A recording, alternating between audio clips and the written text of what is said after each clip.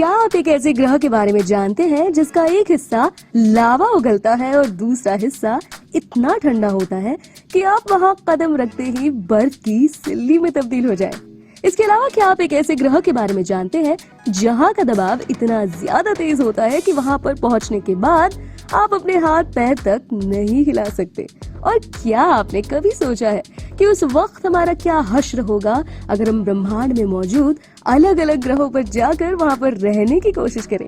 आज के इस वीडियो में हम आपको इन्हीं सवालों के जवाब देने वाले हैं, तो चलिए ज्यादा देर न करते हुए वीडियो में आगे की तरफ बढ़ते हैं। वैसे फ्रेंड्स, वीडियो में आगे बढ़ने से पहले हमारे चैनल ईथन हब को अगर आपने अब तक सब्सक्राइब नहीं किया है तो इसे सब्सक्राइब कर ले, और हाँ, इस वीडियो को लाइक करने के साथ ही अपने व्यूज को कमेंट में लिखना ना भूले। वीडियो को दोस्तों के साथ जरूर शेयर करें। सबसे पहले बात करते हैं वीनस की, जिसे अर्थ के डुप्लीकेट प्लैनेट के तौर पर भी जाना जाता है। ऐसा इसलिए क्योंकि इस ग्रह का आकार करीब करीब हमारी धरती जितना है। हालांकि इस ग्रह की सतह पर हमेशा बादल छाए रहते हैं। नासा के वैज्ञानिकों ने बताया है कि इस ग्रह की सतह पर माउंटेन्स के साथ साथ क्रेटर्स और वोल्केनोस पाए जाते हैं। ये कहना गलत नहीं होगा कि वीनस की सरफेस इन तीनों चीजों से घिरी हुई है। बता दें कि इस ग्रह पर इंसानों का चलना फिरना करीब करीब नामुमकिन है। ऐसा इसलिए क्योंकि इस ग्रह पर अलग अलग तरह के ग्रीन हाउस गैसेस के साथ साथ यहाँ पर मौजूद पानी भी भाप बनकर उड़ा करता है, और इसी वजह से इस ग्रह की सतह पूरी तरह से सूखी हुई है। बता दें कि ये सतह बहुत ही चौड़ी है और अपने आप में काफी सारी हीट को ट्रैप किए रहती है। इसी वजह से आम दिनों में भी इस ग्रह का तापमान 65 डिग्री सेल्सियस के करीब रहता है।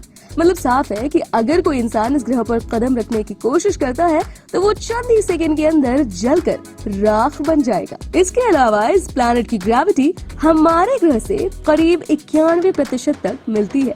हालांकि इस ग्रह का माहौल और वहाँ का वातावरण बहुत ही ज्यादा घना है। ऐसा इसलिए क्योंकि इस ग्रह पर कार्बन डाइऑक्साइड के साथ साथ सल्फ्यूरिक एसिड के बादल पाए जाते हैं। इसी वजह से इस ग्रह पर जाने पर आप अपने शरीर पर बहुत ही ज्यादा दबाव महसूस करेंगे। ये दबाव इतना ज्यादा होगा कि आप अपने हाथों तक को नहीं हिला पाएंगे।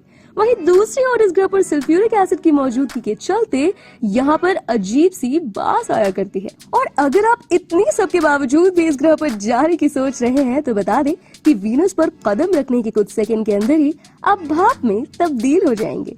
अगली बारी है जुपिटर और सैटर्न की। बता दें कि ये दोनों ही ग्रह हाइड्रोजन और हीलियम जैसी गैसेस से बने हैं, और अगर आप इन ग्रहों पर पैर रखते हैं तो एक मिनट, भाई, जिस ग्रह पर सिर्फ गैस के बादल पाए जाते हैं आप वहाँ पर पैर कैसे रख सकते हैं? इसलिए इस ग्रह पर किसी भी इंसान के लिए लंबे समय तक जिंदा रहना तो दूर, बल्कि इस ग्रह के अंदर पहुंचना भी बहुत बड़ी चुनौती है। मान लीजिए कि आप किसी विमान की मदद से या कोई भी जुगाड़ करके इस ग्रह पर गलती से पहुंच भी गए तो चंद ही सेकंड के अंदर इस ग्रह पर ऑक्सीजन न होने की वजह से आप मारे जाएंगे। इतना ही नहीं, जुपिटर का ग्रेविटेशनल पुल भी काफी तेज है। ऐसे में अगर आप गलती से इस ग्रह की सतह में पहुंच जाते हैं तो यहाँ पर आप 1,00,000 मील प्रति घंटे से भी ज्यादा तेज रफ्तार से उड़ने लगेंगे। इसके अलावा जुपिटर की ग्रेविटी भी हमारे अर्थ की कंपैरिजन में 2.4 गुना ज्यादा है।